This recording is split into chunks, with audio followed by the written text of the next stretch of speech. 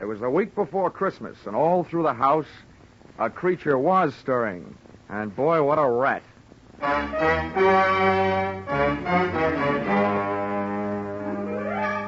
This is another in the adventures of America's fabulous freelance insurance investigator, Johnny Dollar, starring Charles Russell. At Insurance Investigation, Johnny Dollar is only an expert. At making out his expense account, he's an absolute genius.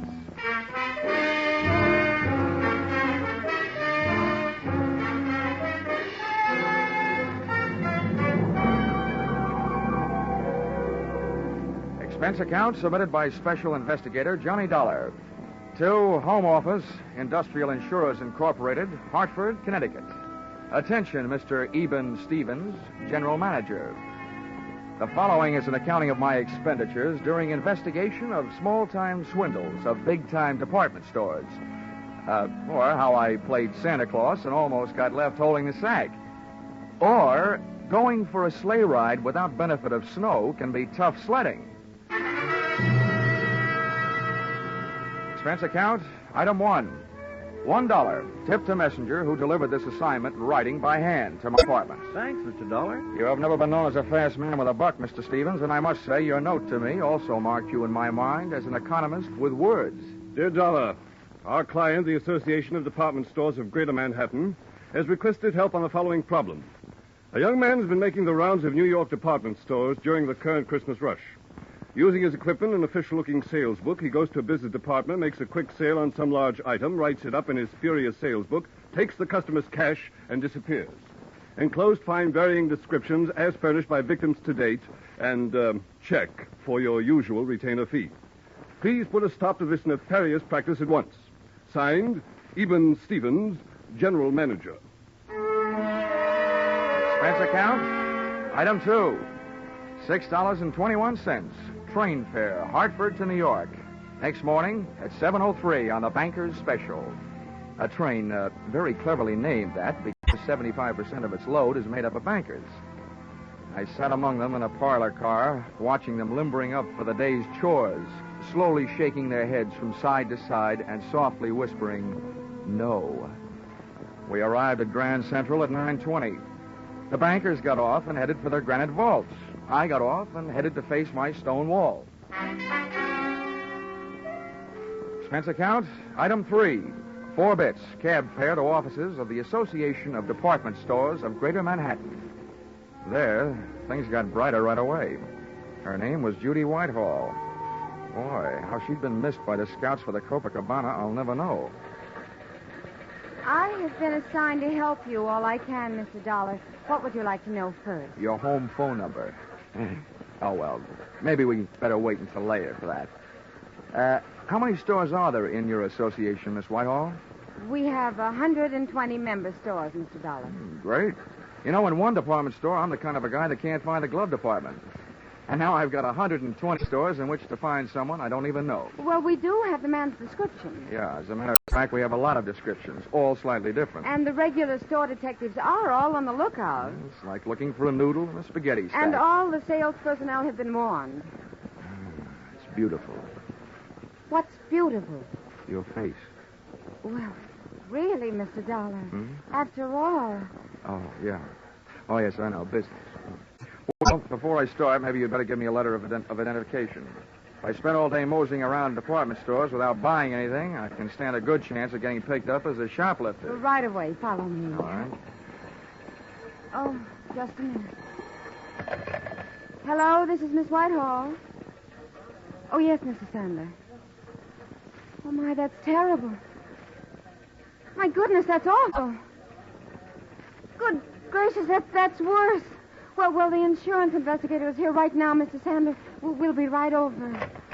What's so terrible? Well, that man, the one we're looking for, he was in the Miller's store making a phony sale in the camera department. Oh, you also said it was awful. It was. A little girl picked up a camera and snapped his picture, and the man tried to take it away from her, and the girl yelled, and then her mother screamed. And what made it worse? Well, a store detective came running, and the man shot him. Then he grabbed the little girl, camera and all, and ran off.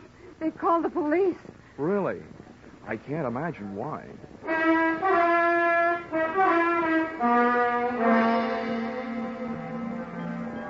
The mob scene in the Miller store would have made the Notre Dame backfield holler uncle. Christmas neckties were selling like hotcakes. Only compared to most of the ties, a hotcake would look better on you. The camera department was on the mezzanine, and the store manager, Mr. Santa, was on a rampage. Why doesn't somebody do something? Why can't they find him? I've got men posted on every door. He's in this store somewhere, and... Oh, Miss Whitehall, it's about time. Who's this? Oh, this is Mr. Dollar, Mr. Sandler, from the insurance company. Well, I don't know what you can do, Dollar. I've already got 20 policemen running all over the store. It's absolutely ridiculous, preposterous, and fantastic. That's what it is. Also amazing.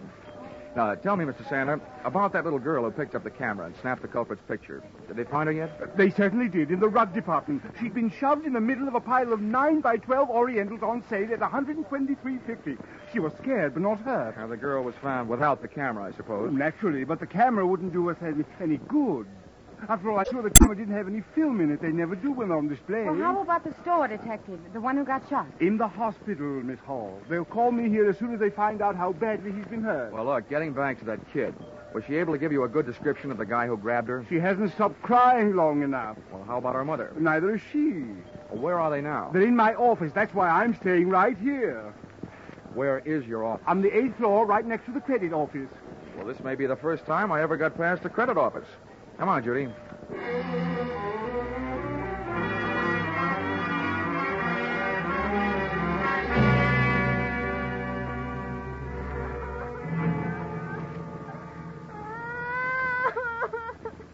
Oh, Bobby, come on. Blow your nose. There. Now, be a brave little girl. I don't want it. He hit me. He tried to kill me. Oh. He took away my camera. Let me have another try, Mrs. Jenkins. All right, Mr. Dollar, if you think it'll do any good. All right. Oh, come on now, Bobby. All you have to do is tell us what that bad man looked like. We'll get him, and then we'll fix him. Come on now, huh? I don't want to. He'll kill me. I'm beginning to think he's got a point. Okay, Bobby. Okay. Just a minute now. Oh, Judy. Here. Yes, Johnny? Looks like as a child psychologist, I'm nothing. At this point, I feel like telling little Bobby to go out and play with some old razor blades. Got any suggestions? Well, it is almost Christmas. Yeah. And one thing little girls don't want to do at Christmas is getting wrong with Santa Claus. Ah, gotcha. Good gal. Where do we find Santa Claus? In the toy department on the 5th floor. Well, give me about 5 minutes to explain things to Santa, and then bring Bobby All down. right. Oh, Bobby. What? Do you know what happens to little girls who make Santa Claus mad at them? Yes. What happens? They don't get to look at television before they go to bed. I mean, at Christmas, what happens? They don't get any toys. All they get is old sweaters and underwear. Well, listen, Bobby. This guy Santa happens to be a good friend of mine. What do you think of that? Tell him I want an air rifle. You would. Okay. I'll even fix it so you can tell him yourself. How's that? Just fine. Ah, good girl. Hey, where'd you get that blood on your coat? You got a cut? No, sir. That's from that bad man. I bit him on the hand. Okay, Judy. Here I go. Oh, and on the way down, maybe you better stop by the dog supply department and buy little Bobby a muzzle. If the kid doesn't like his looks, old St. Nick may get nicked.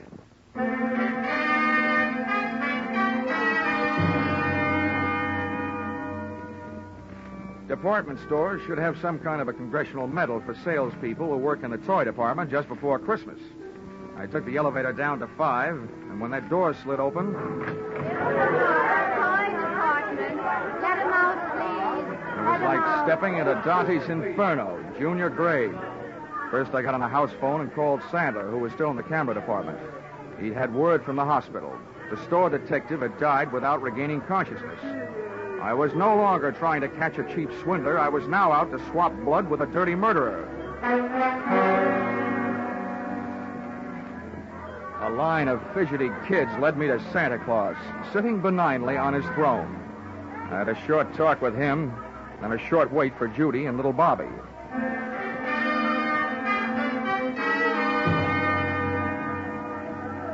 Okay, Santa. Now we've got to make her talk. That is, you've got to. All right, Dollar. All right now, kiddies, you'll have to wait for a moment. We have a special little visitor coming to see me. Hello, Johnny. All set? Yeah, all set. Okay, Bobby, my girl. Now just let me give you a hoist up into Santa's lap. He wants to ask you a few questions. I want an air rifle. Now, you be a good little girl and answer all Santa's nice questions, and you'll get it. But not where I'd like to give it to you. Up you go. Yes. Well, there we are, honey. Now, tell me, what do you want for Christmas? I want an air rifle. Well, we'll see what we can do about that. Tell me, have you been a good little girl? Yes, sir. Well, first we'll just have to look up your name in my little black book and make sure. Pretty good. All but one little thing. What'd I do? I didn't do nothing. Well, that's just it. You see, Bobby, I have a note here that today some people asked you what a certain man looked like, and you wouldn't tell them. Is that right? I'm afraid. I don't want to tell. They can't make me. Well, Bobby, maybe you and I had better talk this over. If you won't do something for us now, how do you expect old Santa?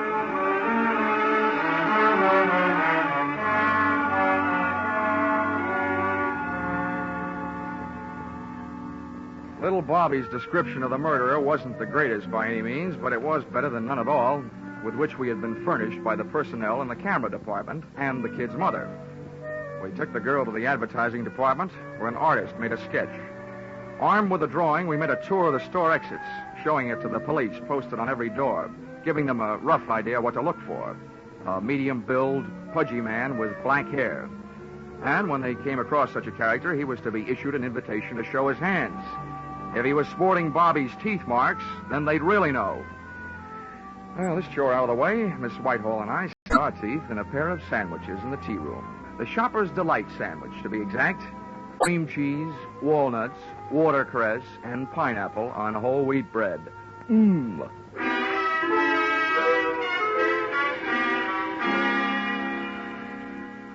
We found the store manager, Sandler, back in his office. He, too, was eating, but he was on a diet of straight fingernails. Oh, terrible, terrible, terrible. That's what it is. Now, don't worry, Mr. Sandler. He'll be caught. As a swindler, he might have gone on for years. But as a murderer, it won't be long, believe me. Oh, what to do? Well, I've got several ideas. And the first is to get out of your office and start at the top of the store and work my way down. They're already doing that, and not a sign of him. Well, I once found a mouse in a hayloft, so be not discouraged. And a pretty little mouse she was. Oh, dear. Oh, please, try to relax, Mr. Sandler. Everybody's doing their best. Yes, I'm sure they are. It's just that I... Oh. Hello? Yes, this is Mr. Sandler. Oh, no. Where? How long has he been there? Oh, I'll be right down. What's the matter now? About an hour and a half ago, our store Santa Claus stepped out into the employee restroom for a smoke. He was slugged from behind. When he came to, he was all tied up in a broom closet, and somebody has stolen his Santa Claus suit. They just found him. About an hour and a half ago. Judy, you know what that means? Oh, no. Oh, yes. 45 minutes ago, when little Bobby was giving Santa Claus the murderer's description, he was giving it to the murderer himself. Oh, good gracious. Instead of a kid's air rifle, it could have gotten us a revolver, size 38.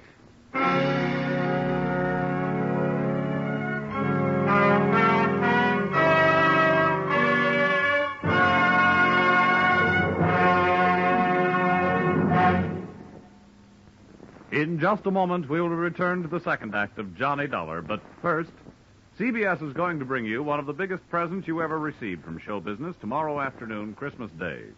For a full hour on the entire CBS network, you're going to get all the comedy, all the laughs, and one of the greatest Broadway and Hollywood hits of recent years, The Man Who Came to Dinner. And The Man Who Came will be played by none other than Jack Benny, plus Charles Boyer, Gene Kelly, Dorothy McGuire, Gregory Peck, and Rosalind Russell, plus Henry Fonda and John Garfield as narrators. You'll hear them all on CBS's special holiday hour tomorrow afternoon. Jack Benny, playing the man who came to dinner and breaking a leg, had to stay on and on and on.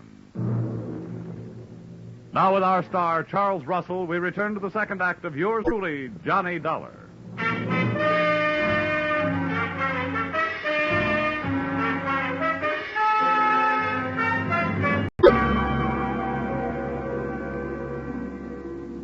There's no place like a crowded department store for a fresh-made murderer to be on the loose, especially one that's playing Santa Claus for a lot of rosy-cheeked little nippers.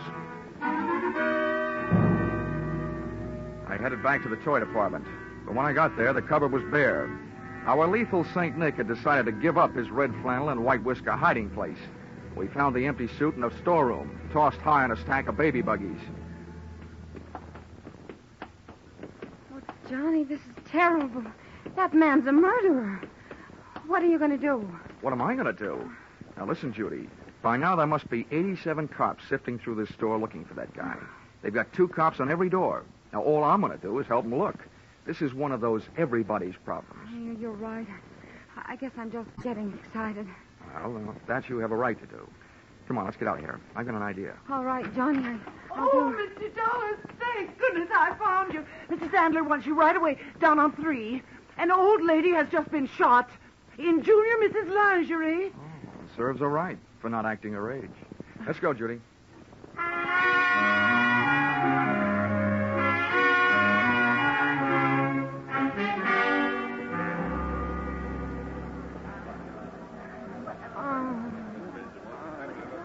Right over here, Dollar. All right. Let him through, please. Let him...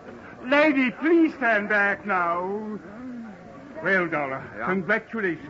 Before, this store was only going to sue that company of yours for $1 million. Considering what this shooting will do to our reputation, I'm going to make that $5 million. Mr. Sandler, keep your powder dry. First of all, it's not my company. And second, you can't sue them for something they didn't do. And third, you'd better get this poor old gal to a hospital. How badly is she hurt? And how did it happen? The doctor's on his way, and we've sent for an ambulance. This woman was lost out on a back stairway looking for the ladies' room. That maniac saw her coming toward him and ran down the stairs, firing over his shoulder. The bullet just seems to have grazed her left side. Pretty lucky.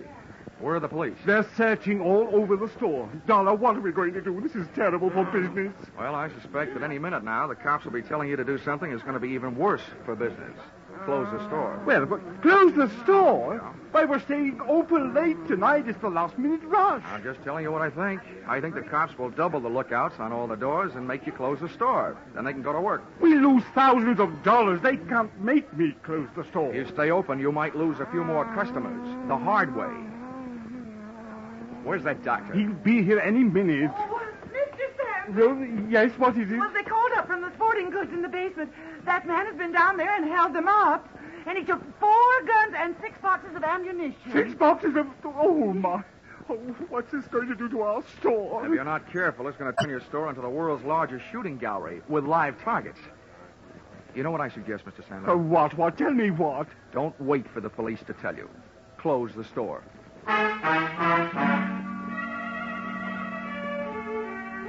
Sandler didn't like it, and neither did the customers, as they filed out of the store past the scrutiny of the police officers, still clutching their unfinished Christmas shopping lists.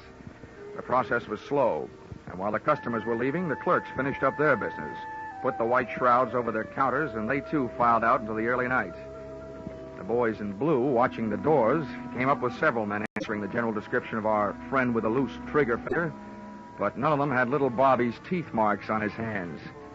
That made it a 50-50 chance that Mr. Killer was still in the building.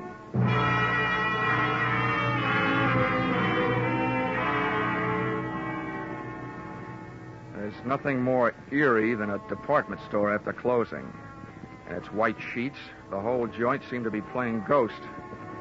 I sent Judy over to a steakhouse, Pietre's on 3rd Avenue, told her to wait. Then I had Sandler get me a gun from the sporting goods department. For that lonely, scared feeling, there's no medicine that quite takes the place of a piece of cool steel in your little hot hand.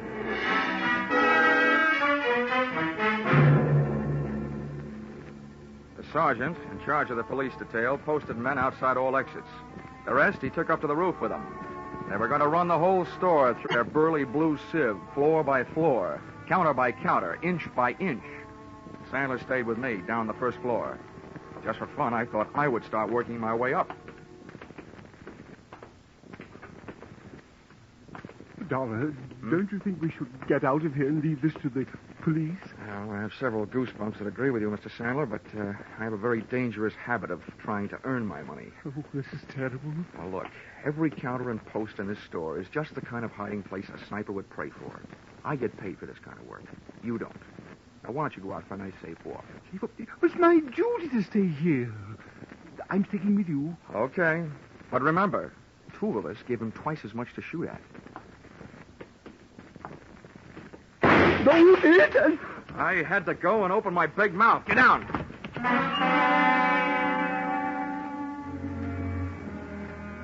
Getting down on that floor could have been committing suicide in itself. The killer's bullet had crashed into a showcase, and a sea of broken glass is a risky place to practice diving. Having to swim out of it was twice as bad, but that's what I had to do. Oh, Mr. Dollar. Now, Sandler, keep your head down. Bury your face in that glass, but keep your head down. Yes, Dollar. Tell me what to do, anything but get me out of here. I have a wife and 3 kids. Well, if you'll do what I tell you to do, your wife will go on having a husband, and your kids will still have a father. Yes, just tell me. I don't know exactly where that shot came from, but from the looks of this glass, it must have been from behind us. Now, I'm going to leave you and crawl over near those elevators. While I'm on my way, you rattle around in this glass. Let them hear where you are. Give me about 2 minutes, and then do something to draw his fire. What'll I do? Do anything but one thing. Don't stand up. Yes. I'll think of something. You'd better. But don't take any chances. No. But what are you going to do? Take some chances.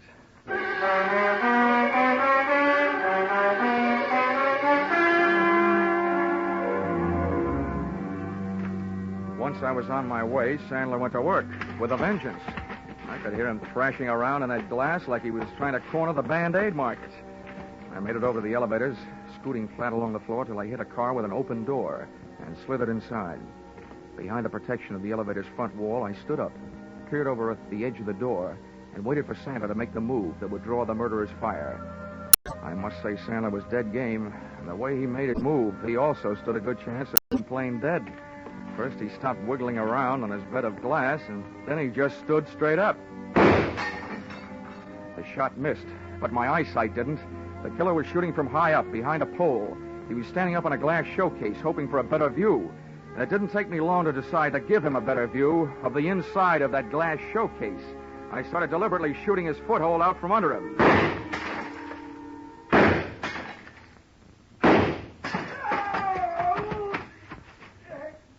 He was bleeding beautifully when he started to run, straight for the back of the store, firing as he ran. As one last souvenir, he threw his empty gun over his shoulder at me. People who live in glass houses shouldn't throw guns. I decided to join the track team and went on the chase.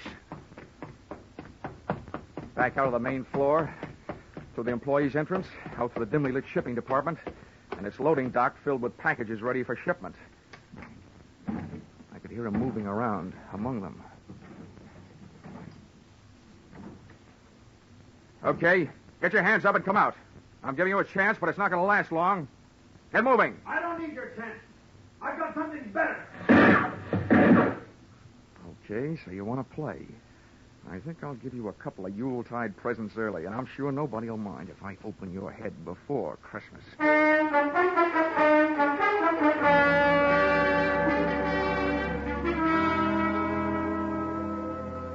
My hot-headed friend was hiding behind a high pile of wooden boxes ready for shipping. I grabbed a heavy, empty dolly, gave it a flying start, and sent it crashing into the bottom box of the pile. It was beautiful.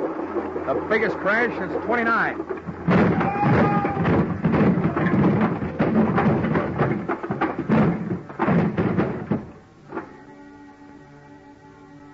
It was a tough fight, but, Mom, I don't think I won. At best, it was a draw.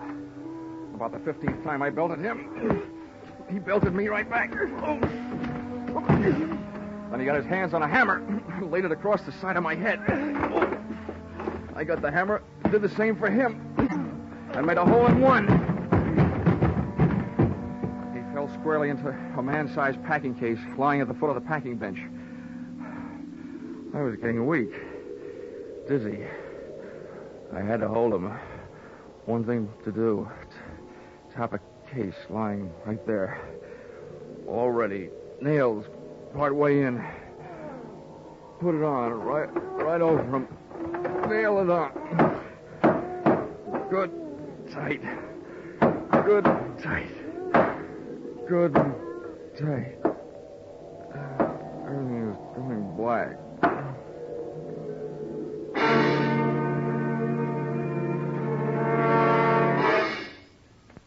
then everything went white. Hey, corny as this may sound, where am I? You're in the hospital, Johnny, darling. Hmm? But don't worry. It's only a slight concussion. They brought you here last night. Oh, I suppose I have a hammer-shaped hole in my head. No, darling. It hardly shows. Oh. How could it with these bandages covering it up? Well, at least I got him. Hmm? You what, dear? I got him. The killer. Oh, no, dear. You couldn't have. They're still looking for him. Oh, no. Oh, my gosh. What time is it? 11 in the morning. I gotta get out of here. Why? Johnny, please. Johnny, you're not supposed to get out. Oh, nurse!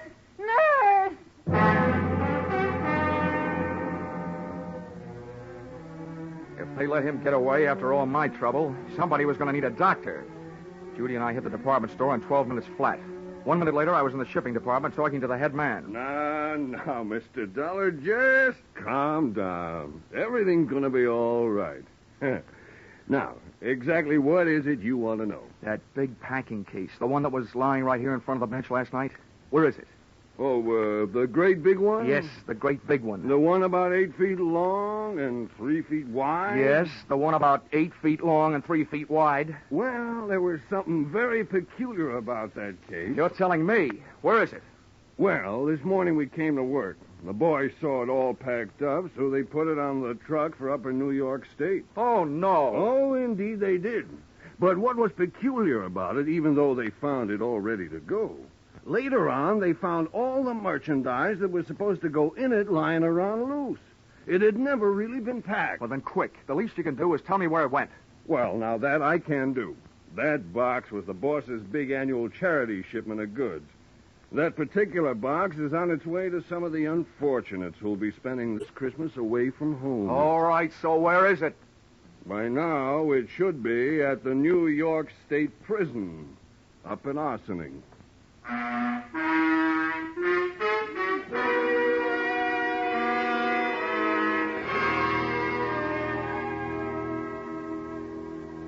Expense account, item 5, $12.80. Dinner check at Pietro's, where I had asked Miss Judy Whitehall to wait for me the night before, and where I inadvertently stood her up. Although how a gal can stand up after eating $12.80 worth of food, more than I can figure out. Let's see. Expense account, item 6, $10.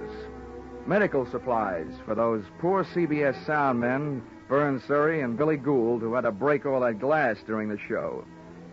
Expense account total, $511.50. You may think this amount is a little high, but isn't everybody at this time of the year? Signed, yours, truly, Johnny Dollar.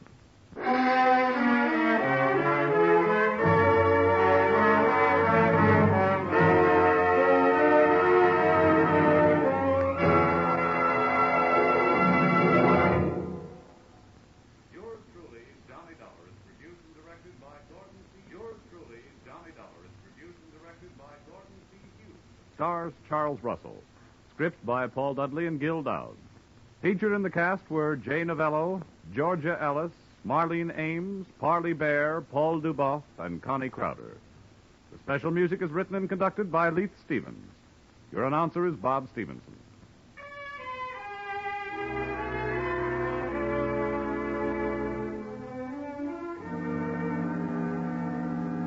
Be sure to be with us at the same time next week when another unusual expense account is handed in by Yours truly, Johnny Dollar.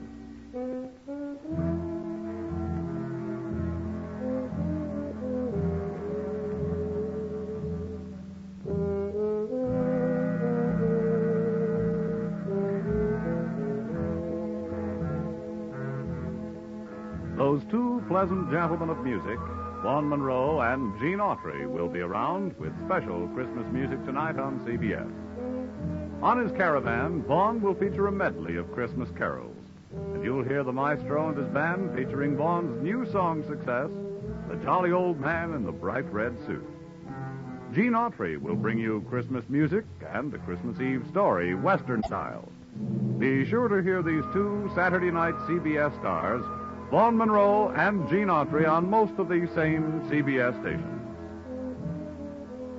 Now stay tuned for Vaughn Monroe's Caravan, which follows on most of these same stations.